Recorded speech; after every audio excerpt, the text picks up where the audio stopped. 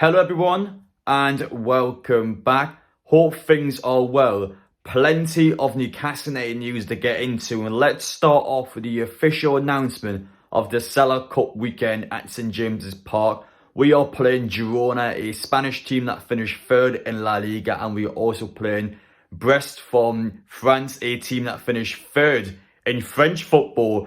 Two Champions League matches where it's actually good competition for us in the pre-season sense. We can test players out against real opposition. It's interesting to see how many tickets we're going to sell at St James's Park because, to be honest, as good as these two teams may be on paper, they're not attractive teams. They're probably teams that fans aren't going to be too fussed about going to watch. But a positive I will say is that tickets are £20 for adults for both the matches. And that includes a Newcastle United women's match as well, which the fixture hasn't been announced yet, but the girls will play before the men on the second match day. And of course, a fourth team will get announced that will take part in the Sela Cup as well, which we don't know at this time. But £20 for 5 games, you can't complain for that, to be fair. It was £35 last year. We didn't sell out at St James's Park, so obviously the prices were too high. So to see them drop almost half the price, I've got to give the club credit and go, fair enough. They could have charged more. They probably could have got more money out of his fans. I know for some of you guys as well, you would almost come out and defend it and go, oh, FFP has charged the fans more money. But no, I don't agree with that. Obviously, I think especially for non-season ticket holders, so fans that have got children that want to go watch the games and they don't get a chance to go to St James's Park, this is the fixture where they should be able to go and do that.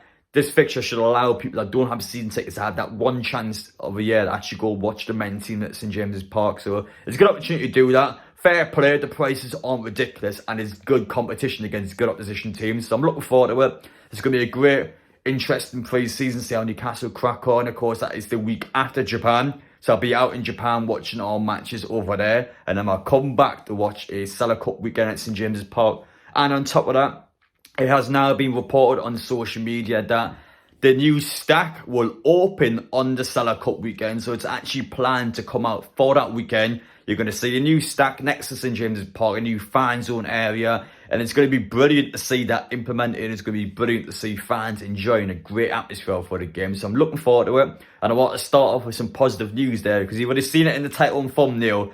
Despite Newcastle now clearing out PSR, that's done. That's a thing in the past. Newcastle can move forward now. You should still expect a mass clear out at this football club. I can name 7 players now that are contracted to this football club that I still think can very easily leave this football club. And I probably expect at least 6 of them to go out the door. So we're here on this video today to go through them all, because there's quite a lot of players that we still have. You'd be surprised at some of them. We still have a lot of players that we are going to clear out. So we're going to tell you a bit more about that. We've got transfer links to Raphinha from Barcelona. I've seen that floating around social media. Is there any legitimacy behind it? Is it actually a possible link, or is it just utter crap on social media? So we're going to get to the bottom of that. But if you guys are new around here and you enjoy the content, make sure you get down there, hit that subscribe button, smash the like button as well if you enjoy, and you're obviously going to keep updated with any active transfer news. It will be here on the channel, so make sure you don't miss it.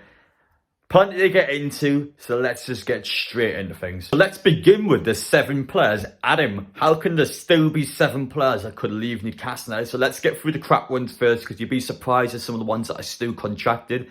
Isaac Hayden is still contracted now. I know a few weeks ago he's put out a bit of a goodbye message, so my impression now is that Newcastle has been able to terminate his contract early, or it's an indication that the two came to an agreement where Isaac Hayden can move elsewhere. We can just cut that contract because he still has 1 more year left.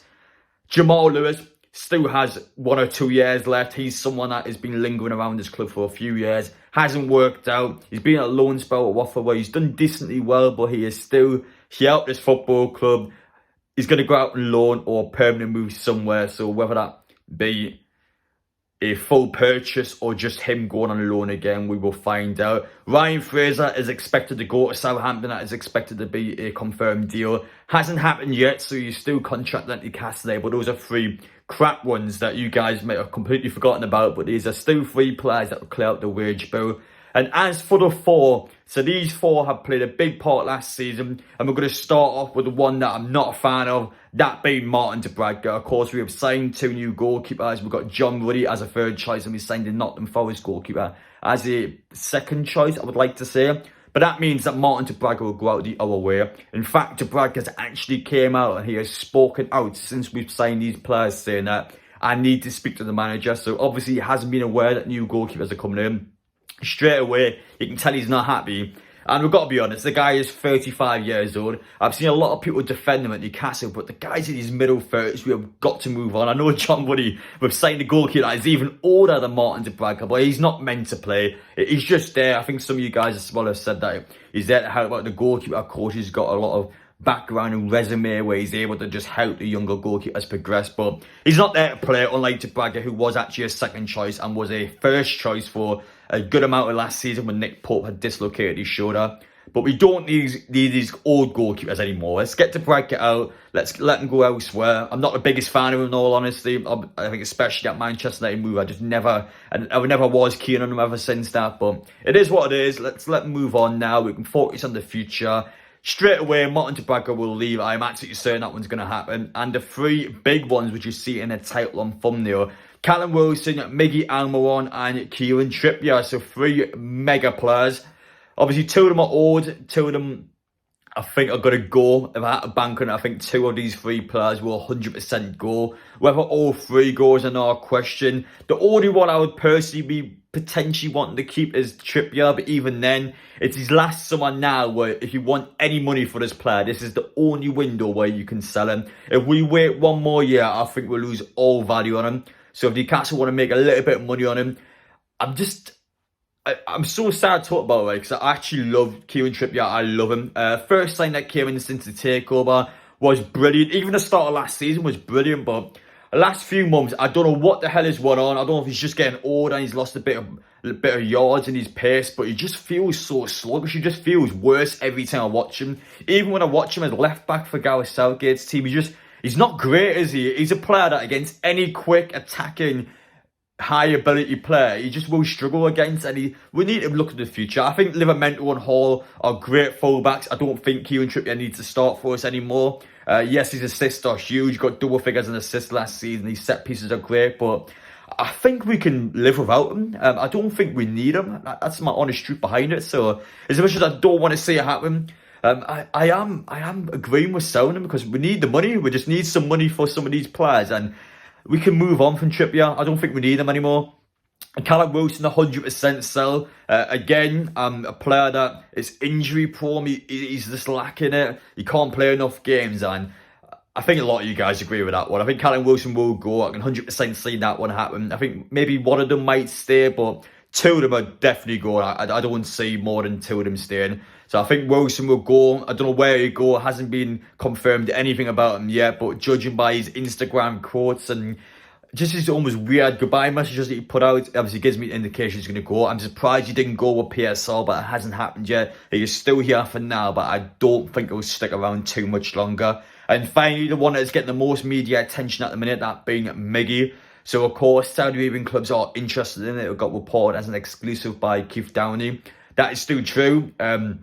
According to the Saudi Arabian news articles, it's claiming that it's one of the clubs here. So we're going to see what happens over the next few days or potential weeks. But hopefully this time he'll go, because I think Miggy's his quality is not good enough for the Premier League. We can get a lot of money for him. You get the most money out of him, out of any player that we've got. So I'm hoping he goes. So we'll see what happens there. But if we do sell all three, we're probably going to get around a combined £60 million for the three, which is actually quite good, despite the fact that, obviously, I know so Anderson for 35, so when you say three players for 60 million, it doesn't sound great, but you've got to remember, two of them are quite old, and the other one's Almiron. So if you say 60 million for those three, I think it's good money. I don't think we can bat an eyelid to that. Wilson and Trippier next season will be worth nothing, so we've got to sell them now, and we've got the chance we won't get any money for them. Has to be this summer, and that's my brutal take on it.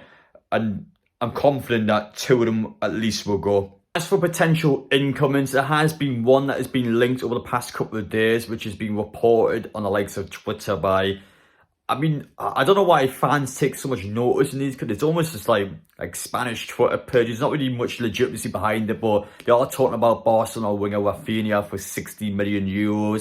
A player which I think is phenomenal, by the way. I actually think it's a quality Almiron replacement. And someone that, to be honest, I can't actually see Newcastle target a player like that. Obviously, of course, we've lost the likes of Elise now, so Newcastle have to rethink their strategy. And Raphinha is the sort of player where I think it's realistic. We've got the money for him, and it's probably a player that I could see Newcastle going in for. So I don't think it's an outrageous claim, which is why I wanted to talk about it in this video, because it's actually, I could argue, a somewhat of a realistic claim. If Newcastle want him, if the player wants to come here, I think it's a doable deal. I don't think there's much in this where you could go, that's not going to happen.